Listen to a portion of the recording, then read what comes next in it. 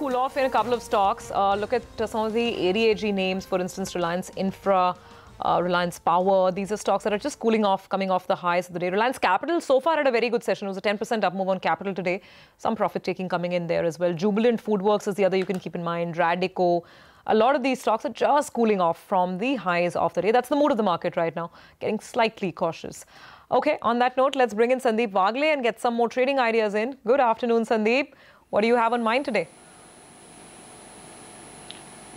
Afternoon, Surbi. I would go with a buy in Engineers India, stop loss of 117, target 126, and a buy in ITC, stop loss 295, target 312. All right. Sandeep, thanks a lot for those trading ideas. Just looking at some more movers.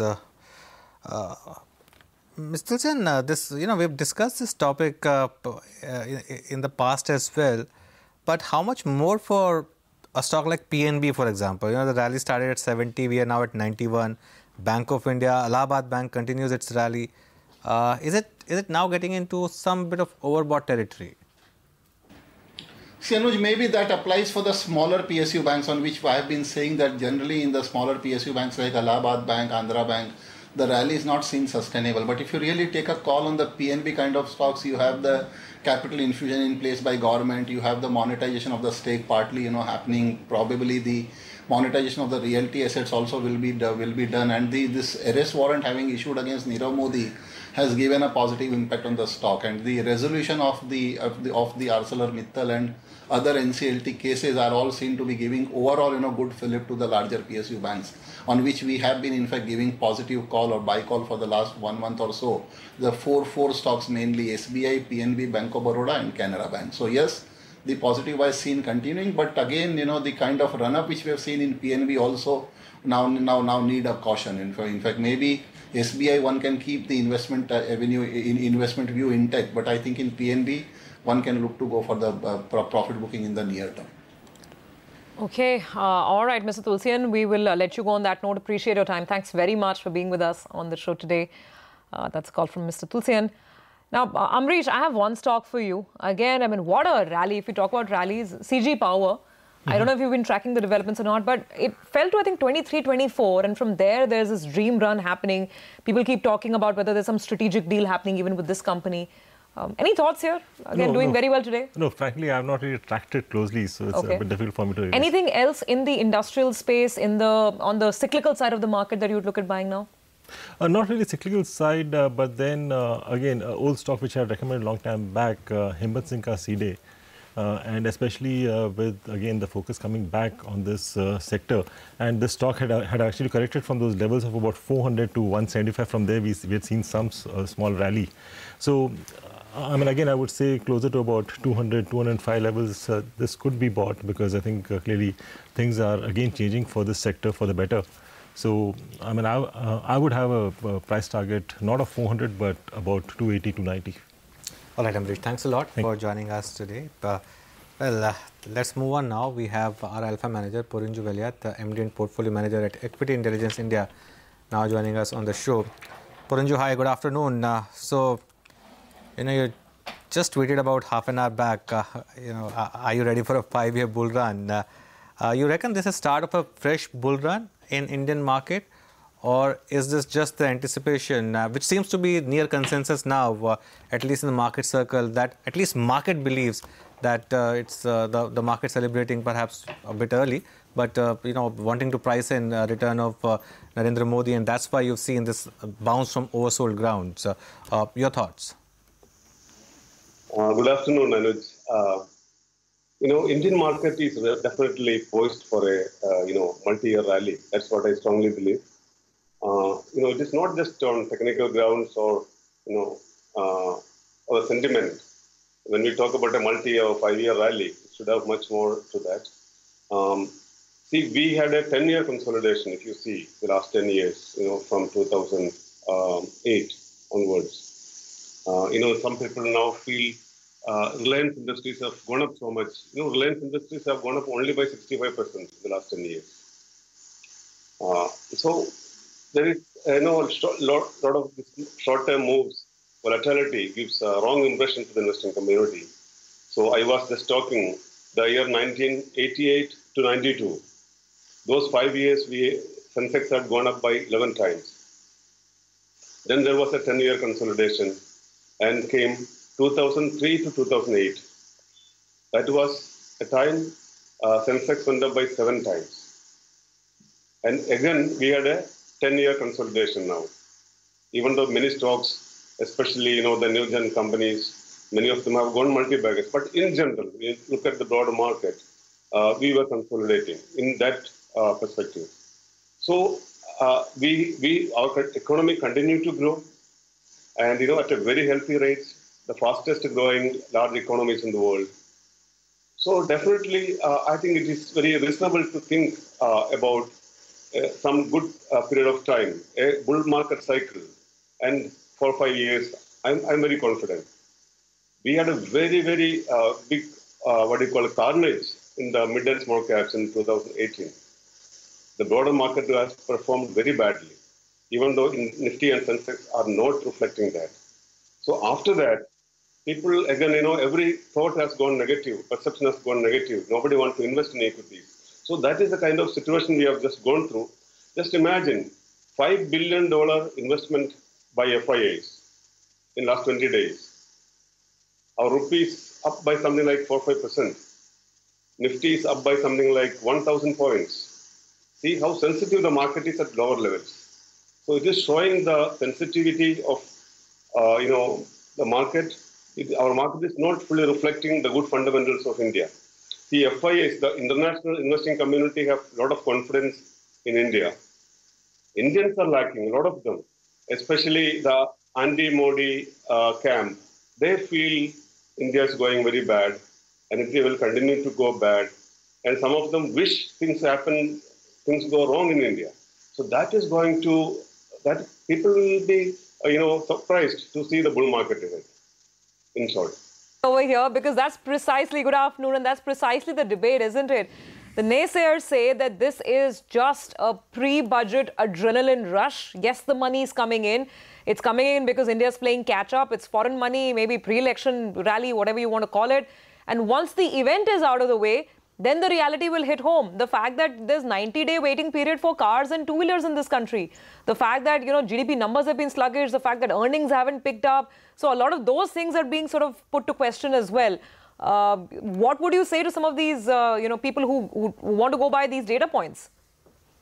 Yeah, these are basically a lot of, more and more Indians are taking part in politics. Actually, it's very good. Every citizen should have that political awareness. And they should work for the nation and vote for the nation. So that is very good, being aware about things. But, people take positions anti-establishment or pro-establishment or pro-Congress, anti-Congress, all those kind of way, So many of these narratives, some of these quarrels or the talk about data points, award wapsi, a lot of things we are seeing, a lot of things. Most of them are fake, I would say, It has no much meaning. Citizens who are, who love India, who want to see things in the right perspective, it's a very difficult thing. Media also is totally vertically split. So that is also giving a problem. I was talking about auto sales. There's no ambiguity there. I mean, there is some reason why people are not buying cars and bikes. Companies like Maruti are talking about production cuts. Ancillary players are saying that obviously we're second in line. We will see only 5% growth next year. This is a mid-cap auto ancillary company I spoke to 2 hours back. So, I mean, isn't this hard reality that this market maybe at this point is ignoring? Yes, Urbi. The question was not clear earlier. See, automobile, we have been going through a very high growth. So such kind of high growth will not sustain for long. So there are definitely challenges when it comes to automobiles. I have been talking about this for more than a year. Sure. And basically, the earlier higher growth is the main villain. So it will definitely slow down. And even if you buy a car in most of Indian cities, where to drive the car? For example, there are so many challenges out there. And but at the same time, India will continue to grow, even in automobiles. Sure. Not that we are going to go down back. There will be process of weakness. Okay, Purinju, just hold on. Let's just for a minute cut across to the Mindtree press conference as well. For all shareholders, our collective success depends on building and nurturing relationships with our clients and partners. This unexplainable transaction will bring disruption to those relationships and impair Mindtree's ability to differentiate itself in the market and continue to deliver client value and great shareholder returns. As an organization, we remain 100% committed to our long-term vision of building an independent company. We believe that's in the best interest of our shareholders, Mindtree Minds, and our organization overall will continue to oppose this takeover attempt. In addition, there has been a large outpouring of sentiments from Mindtree Minds online at #MindTreeMatters, expressing their strong desire to retain our culture and independence. We have seen the communication from L&T on their strategy for pursuing this transaction. Having carefully studied all the available information and documents, we have 5 questions for L&T. The first question: you have chosen to mount the first ever hostile takeover in the 50-year-old unblemished Indian IT industry. If you persist in what you are doing, you will forever be remembered for this. Is this how you want to set an example? Question number 2. You are a company with a turnover of 120,000 crores. You are 18 times the size of Mindtree. Why can't you build a great technology business with your resources and capability without disseminating another organization? Question number 3. Our customers choose us for our unique culture. They will stall all future business and even take their business elsewhere. In the process, you would have demolished shareholder value for both the companies. Is this the right thing to do? Question number 4, and a very important question. This is a people business. Mindtree Minds have signed up for a mission, not just a salary. Take their mission away and they will go. What will you be left with? And question number 5. If companies of great repute like L&T behave with extreme hostility to first generation entrepreneurs, what message are you giving to all startups in the country? Are we giving a message that honest, credible, high integrity entrepreneurs have to give up their company? And that is question number 5. So with that, I'd like to take or turn it over to you for your questions. Thank you. Thank you, KK. CNBC-TV18. Mugdha from CNBC-TV18, sir, today the L&T management said that, the Mindtree management had met them a few years ago, but that didn't fructify. L&T management said that the Mindtree management met them a few years ago, but that didn't fructify. So what was different then? And, why is it hostile now? And secondly, what are the options for you once, if L&T does get a controlling stake, will the management and the founders stay on or not? See, I cannot answer question number 2, but again, when L&T has made a public announcement that they pursued us, it was they who pursued us, and it was we who rejected the option. So let's be very clear. Our stand 4 years earlier and now has been the same.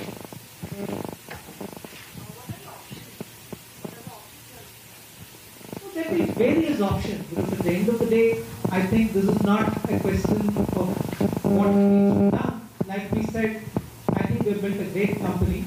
Our customers love it for us. Our Mindtree Minds love the great work environment and what options we give. And to that extent, we'll pursue every option like we stated. We remain 100% committed to our long-term vision of building an independent company.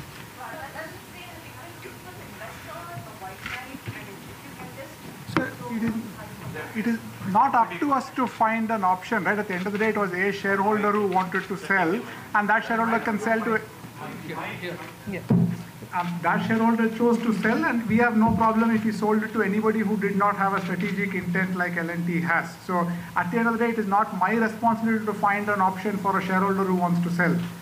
So if it was anybody else who bought it, maybe it would have not led to this kind of a hostile reaction from us as well. I think her question is, what options are there for us going forward? The options in front of us right now is to make sure that our message gets heard, and we request all of you to carry our side of the story as much as, this thing there. Historically, over the last few weeks, for various reasons, we had to stay silent, and now we want to take this opportunity to meet all of you, explain our point of view. So we're going to reach out through the larger world, from a shareholder, investor perspective through you, convince them on the logic that we have, and hopefully also then convince them not to support this acquisition that L&T would like to do of Mindtree. Rostov, I have one question. This is not a overnight, stake sale that has happened. This has been in the pipeline for 8-9 months. Why could not the promoters devised a plan or taken the possibility of a hostile threat really seriously? I mean, at any point in time, did you even think that this was a possibility, or you thought that the entire stake sale that Siddhartha will be doing would be amicable?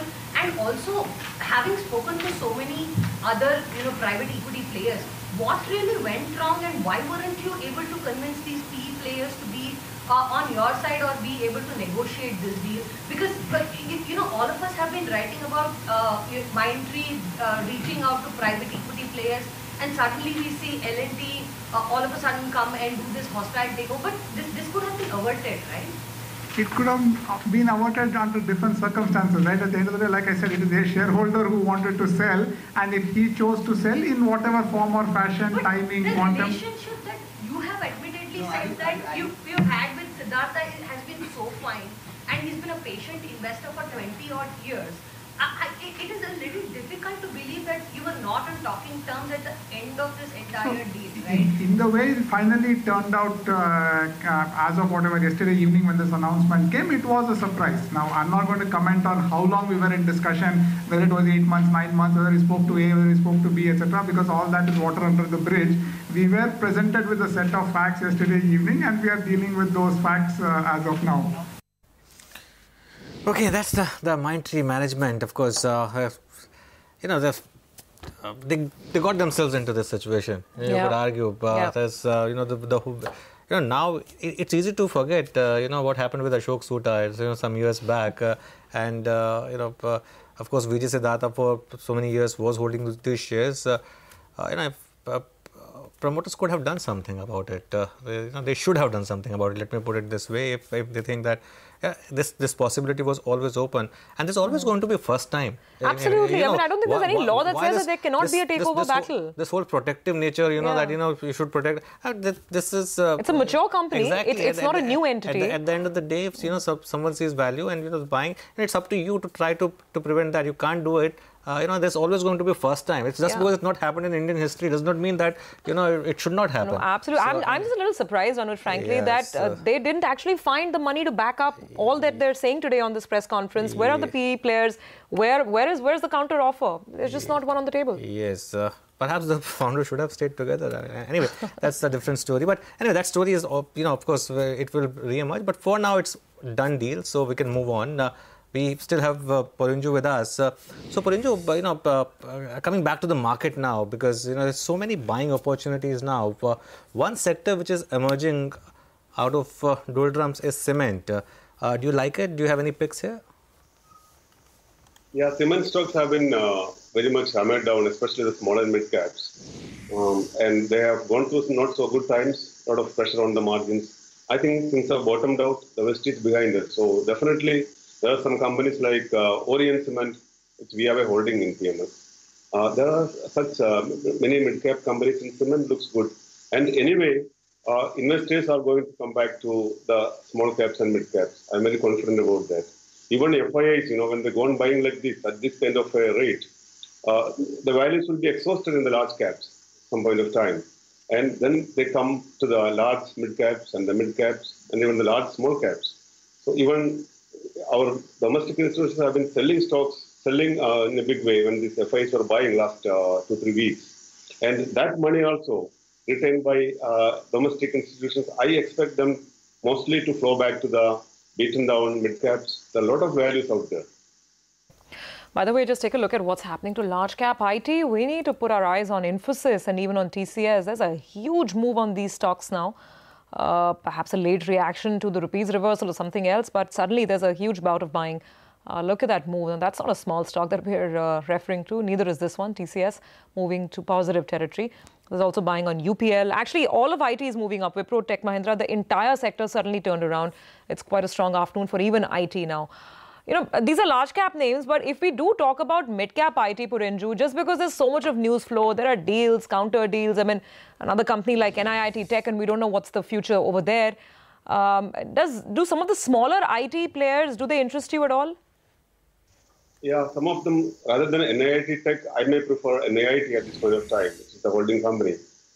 They are definitely, it's like what's happening in the CCD and the sale of Mindtree. This is also a sure deal. It's a question of time. And, they are holding in NIIT Technologies more than the worth of today's market cap of NIIT. And their mainline corporate learning business also doing well. So there are companies, even Tata Elxsi. There are many mid-cap companies which have corrected significantly from the peak and, out of favor today, out of fancy. I think investors should definitely look at the mid-cap IT companies like these. Okay, but what about banks, Purinju? What would be your top picks in the banking pack? Banking is a very challenging thing out there. Of course, the big banks, the ICICI Bank, Axis Bank, and even SBI, State Bank of India, maybe something like Bank of Baroda, they all are going to be very safe and, decent compounders from here in the upcoming bull market. Even maybe stock companies like Federal Bank, the old private sector banks. Many of them, you cannot even call Federal Bank as an old private sector bank. It is in all sense, it is truly a new generation private bank. They all are offering a lot of value. Okay. We have a Federal Bank. Sorry. Okay. Some ideas in the mid-cap arena that perhaps people will be looking at, have been looking at. Purinju, always a pleasure speaking with you. Thank you very much. Let's see. We are going to remember the call that you've made, whether this is indeed the start of a 4 to 5 year bull market. The bulls will definitely hope so. Thank you very much for joining us on the show today.